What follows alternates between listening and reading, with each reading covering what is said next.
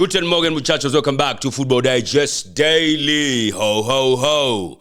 My name is Nyash, the Jabroni Slayer. Ready for Christmas, man. I'm ready, and I'm going to the Christmas as an Arsenal fan being on top of the goddamn table. Makes me feel really, really good. I cannot honestly express that further. Now, yesterday we had match week, 17 going down, getting concluded. Actually, it has not been concluded because we still have Fulham up against Nottingham Forest tonight. Last match of match week 17. Yesterday, we had Aston Villa up against Manchester United. A game that was quite an interesting watch, not gonna lie. Morgan Rogers' masterclass, basically, cooked Manchester United twice in the same manner. It's crazy how that happened, you know. Dandora was absolutely not up for the challenge. Let's be honest, he was escorting Morgan Rogers in the 2 goals. He was escorting Morgan Rogers. I have to big up, though, Aiden Heaven. He was absolutely brilliant last night. He was quite a watch, not gonna lie. Manchester United got Bruno Fernandes injured, or he got injured, and once he was left out in the second half, they could not create anything. Honestly, they could not. Matthias Cunha, I feel like, could have almost had like a hat-trick if he was more clinical. But yeah, it did not happen for him. So 3 points back for Aston Villa, making them get 10 wins in a row now. That's championship form, bro. Let's not lie to one another. That's some crazy championship form, and I don't like it. Now, someone was asking me, I don't know, I was not supporting Manchester United to win yesterday. Now, I'm going to be honest with you. My hatred for Manchester United is bigger than my fear of Aston Villa as a title rival. You understand? I hate Manchester United more. Plus, I don't want to be in a place where I'm relying on other teams to do the work for me. No. Not going to happen moving forward. I'm going to do my work just right. Kila mtu ashina game zake. That's the bottom line. So that's what happened on Saturday. On Sunday, only one fixture. Of course, we had so much action happening on Saturday. But I have to mention one thing that happened on Sunday. Not in the English Premier League, but in the Kenya Premier League. There was fracas and chaos and pandemonium in the Nairobi United versus Gor Mahia match. A match that is seemingly starting to get a lot of heat. There was a lot of heat in that match last season in the FKF Cup final, where Gor Mahia lost 2-1 to Nairobi United. Now, yesterday was the same case. They were playing at Dandora Stadium, a place, first of all, they should not be playing at. I don't know why that match was moved there. And the Stars Junior Stadium was unavailable, so was Kasarani, and apparently they cannot do annexes. And apparently, they can't do Polisako, and also they apparently can't do Ulises Sports Complex, because I understand Gor Mahia have been banned from that stadium. So, Dandora Stadium it is. And then, of course, Gor Mahia scored fast. And Nairobi United equalized in the second half, I think around the 57th minute of Vela with a very good goal. And then everything just went helter-skelter from there. I think flares were thrown on the pitch, apparently by Man United. Nairobi United fans, Gor Mahia United fans were not happy with that. They started going at Nairobi United fans. They started having a back and forth. Before you know it, it's a full-out war. And all hell broke loose from that point in time. Tear gas was thrown. People got injured. People were vandalized. Things were vandalized. The OB van for Azam.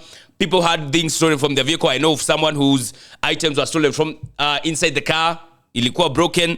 Wakaenda na laptop. Someone even died. Like, it's so crazy. When just we are trying to get our groove back as Kenyan football, and then we go back 10 steps backwards. Because now everybody's going to be like, see, that's why I don't go to Kenya Premier League matches. Since up until that point in time, we've been fighting against alleged match fixing. Because there's some goals that I've been getting in that were just dubious, right? Now, it's chaos. Anybody gonna be like, there is no way I'm attending a Kenya Premier League match. Nienda nikakufe. And when someone says something like that, bro, and then you look at what happened yesterday, you can't even win that case, man. Honestly, you cannot. And let's be honest. I know Gor Mahia fans were involved in this, but I don't think they are the ones who started it. I think it all stems from poor organization. How do you have fans at Dandora Stadium? If you've been to Dandora, you know it has like 2 big stands that you can say. There's one where the cameras are set up, which would argue that's the home team side, and then there's this other one close to the road. Why don't you just put the away fans, wakai water your side moja, and home fans wakai side moja anyway? In any case, Nairobi United fans were 2,000 only, or they were getting 2,000 tickets. Sasa unaeka Gor Mahia fans, two lines za Nairobi United, another line for Gor Mahia fans. Lazima kutakuwa na mtafaruku hapo, bro. Like, it's so obvious. And then if you do crowd control at Dandora, good luck with that, man, because of how small that space is. And so all hell broke loose last night or yesterday evening. And it went helter-skelter. That game ended as 1-1. I don't know if they're going to be continuing for the last 30 minutes. I might considered as a draw. I'm waiting to see what FKF is going to say here, because everybody is waiting to see, because this is the first time it's happening in a while. Okay, I know last season there was the issue that happened at Gusii Stadium, but it's been a minute since you had that in Nairobi. So I want to see how FKF is going to react for this one. All eyes on them. So that was Sunday. On Saturday, the English Premier League, of course, we had so many games. We had the early kick of Chelsea versus Newcastle. Chelsea went down 2-0 in the first half. Good goals by Nick Voltemada. And Chelsea got back into the game in the second half. Good free kick by Reece James. Who scored the second? Daniel Fungaboya Pili. I can't recall who scored the second. But yeah, 2-2. You know, I was watching that score and I'm like, Newcastle have blown a 2-0 lead at home? Diabolical business, not gonna lie. I was so furious because I wanted to come and cook Chelsea the next day, right? So that ended like that. Then 6 p.m. we had a couple of matches. Match City were up against West Ham, obviously. Man City always cooks West Ham. I mean, everything always falls into place for Haaland against West Ham. Fast shot, fast goal. He shot at the goalkeeper. The goalkeeper parried, and then they just found him exactly where he was. Akairudisha ndani. 1-0. And then his second goal. He tries to get, I think the ball, he tries to get, it's a low cross. And Somerville tried to block it, goes to Todibo, comes and hits Somerville back, and then lands perfectly for Haaland. Like, Haaland was just running, right? Attacking the area. And then he just found a loose ball. After he ricocheted off Somerville and I think Todibo, if I'm not wrong, for Haaland. 2-0. I think was it 2-0 or 3 at that point in time. I'm like, this guy against West Ham, oh my God, he always gets them goals against West Ham. Always. He always cooks these hammers, man. It's crazy. So 3-0 win for Manchester City. They go top of the table. And that was a bit crazy, not gonna lie. The other games being at that point in time, I think we had Brighton versus Sunderland.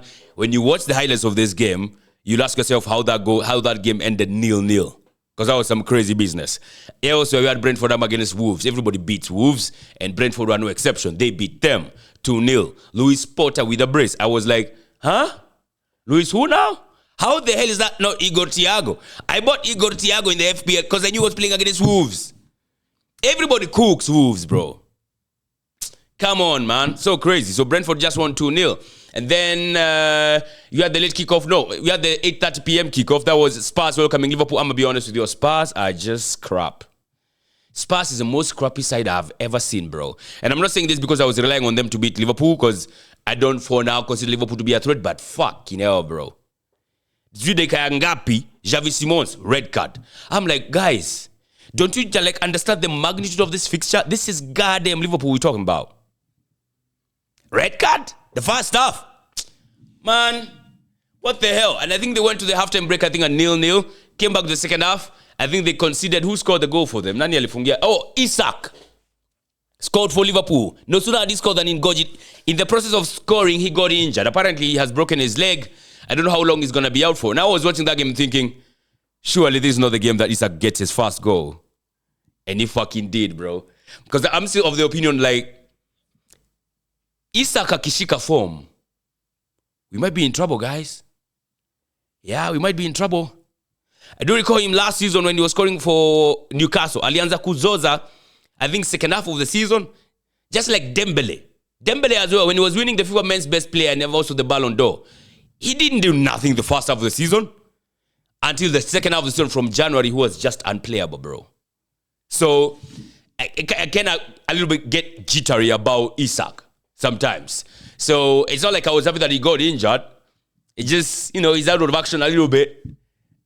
So, as a hater, Kidogo, I'm kind of okay with that. But objectively, of course, you don't want to see a player getting injured, especially not to our own. But I don't support Liverpool, so that's not my business. Not my monkey, not my circus. But he scored the goal for Liverpool, the first one, and then he got injured. He's out. And then Spurs go ahead and get a second red card. Like Romero, bro. I think Romero is the second most red-carded player for Spurs, I think, in the Premier League era. Junior after who? I'm like, this guy. Maze Spurs ni madoans. Not gonna lie, Spurs is a shitty team, man. Never forget that. They are a shitty team. And they lost that game, I think, 2-1. if I'm not wrong. I think they got to go by Richarlison, but they tried to mount a comeback as 10 men. I thought they would succeed, maybe get an equalizer. They did not. Ended up losing 2-1, and Liverpool held on. That was good for them. Taking us perfect to 11 p.m. where we had Arsenal versus Everton, or Everton versus Arsenal, if you like, at Hill Dinkinson, a tough fixture, a place where we do last season. One of the many incoming 6 fixtures that we didn't win last season, so you can tick that off the box. We have won that one. So 2 points added more on top of what he had last season. In fact, when you consider all the games we played this season versus how we did last season, we have so far added 8 points. Yes, we have so far added 8 points of all the fixtures we played and how we played them last season. So that's something good, isn't it? Exactly. And a penalty by Victor Gyökeres, of course. The masked man. I don't know even I'm doing this when I have the mask there. But yeah, he got a penalty, absolutely dispatched it with authority, bro. Not gonna lie. I don't know what O'Brien, I don't know if it was O'Brien or who for Everton was handing the ball for. You know, I'm gonna be honest with you. That handball by that Everton defender, if you ever see that in the Kenya Premier League, guess what will come to mind? You got it right. Match fixing. So, can you also argue about that? Like, could that be match fixing as well? Because what the hell was that? Honestly, what the hell was that? Let's be honest. And you know, if you not have put his hands up there, Calafiori is getting that in. Is nodding that in because it was his hands, and then behind the hands was Calafiori's forehead, ready to head in the ball. So either way, we are going to score. So if we don't score you from corner kicks, then we are going to score you from penalty kicks. Either way, we are getting a set piece goal. So where's Jipange? Unataka gani? Sisi kama Arsenal tunataka set piece goal. So do you concede from a corner kick? No. Aya, sawa. A set piece then it is, and that's going to be a penalty. Fantastic goal, and that was the difference between the two sides in terms of goals. But in terms of domination, we absolutely dominated them. We hit the post twice. One by Zubimendi, the other one by Trossard. I actually thought the Trossard one was going in, not gonna lie. I don't know why Trossard did not finish that, but still, yes, we dominated them. We were the better team. It was a performance where you look at it and you think, that was a good performance. It's not like against Wolves and you were like, that was diabolical even though we won. Now this one you do win, but I know people will be coming at, it was just 1-0. But when I look at it, it could have been more. But there is no place in time where I was feeling under threat from Everton. But when they were putting in the long balls, because that was the whole tactic. Don't play through the middle. Nah. Just float it into the box, create chaos there, and then maybe someone might put a foot wrong or something. And we did put a foot wrong. Saliba. There's a place where he knocked or he hit Barry's leg. And I'm going to be honest with you, I have seen those ones given. Yeah, I have seen those ones get given, man, as penalties. I have seen those ones also get denied. I have seen us get denied such. I think it was against Aston Villa. Yeah, I have seen us lose matches because of that. So, I mean, not lose matches, but not get penalty kicks because of such play. So, it's a subjective decision. It did not go what do you call it? Everton's way. In another day, it will go their way. It did not go against we. In another day, it will go against us. So, that was the only point in time where I felt kind of scared about Everton. But I knew what they were up to. Just floating the long balls and try and get something scrappy in the box or something. It did not work. We were all over them like bees on honey, let's be honest. It was a good performance by Arsenal. I cannot argue against that. The other one that really caught my eye was Leeds versus Crystal Palace. Now, Crystal Palace, it's quite crystal clear. Every time they go for European night, they come back in the league, they get clobbered. They have done that consistently throughout this season. And then now, this weekend, they go up against Leeds United. Leeds United were really buoyed, bro. They are playing well. And they were at home. And they are scoring goals at home. Buddha, they got absolutely clobbered as well. Leeds United 4, Crystal Palace 1, Calvert-Lewin a brace. I think it's safe to say that guy is back now, bro. I think he's firing. He has 6 goals in 5 matches. Calvert-Lewin, 6 goals in 5. He has rejuvenated himself back. It's like the Calvert-Lewin of which season? There's a time Calvert-Lewin alizoza akiwa Everton. Is it 21-22 season? What was it? So much so that we were thinking like, God damn, this guy might actually move to a bigger club, you know. Because of how prolific he was. Yeah, I think he's finding his groove back, man. To be honest, I think he's finding his groove back. So, yeah, he scored a brace as they absolutely clobbered Crystal Palace. Crystal Palace, like we said, it's crystal clear. Once they're down in the European night, the next time they play in the league, bam. And they are in action this coming week. This week, actually. Is it tomorrow? Against Arsenal. Yeah, so in the Carabao Cup quarter-final match. So we win that one, we go to face Chelsea in the semis. The other one is, of course, already decided, Man City up against Newcastle. So a very good weekend all around. Elsewhere in the Kenya Premier League, Sisi Kama Tusker, we won 1-0 against PS Bomet in a place where Hansel Ochieng got injured. I don't know what Erambo was thinking with the incidents off the ball. I don't know what he was thinking. Absolutely clattered Hansel, went spring to the ground. Now he has a broken collarbone. He's going to be out for 2 months. I don't know what that was all about, to be honest. I'm a Tusker fan, but hiyo sijui ni gani hiyo. Hapo sijui Erambo, what's going on. I feel for my boy Hansel, man. He's feeling really bad about that, to be honest. I talked to him.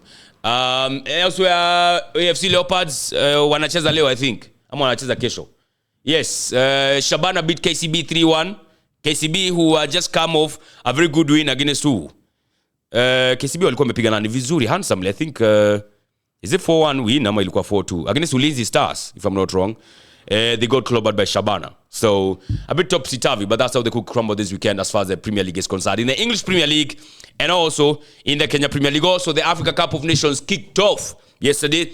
Colorful ceremony, opening ceremony, not gonna lie. Wonderful. You absolutely love to see it. And then the football that followed was also really, honestly, wonderful and colorful. Morocco are playing quite well. Let's be honest. They were cooking Comoros, bro. Until they scored the first goal, they were cooking them. No lie. Morocco has such a plethora of talent. It's scary. Well, it is scary. I will not be surprised if they actually do win this Africa Cup of Nations. They are playing quite well and very grown-up performances as well.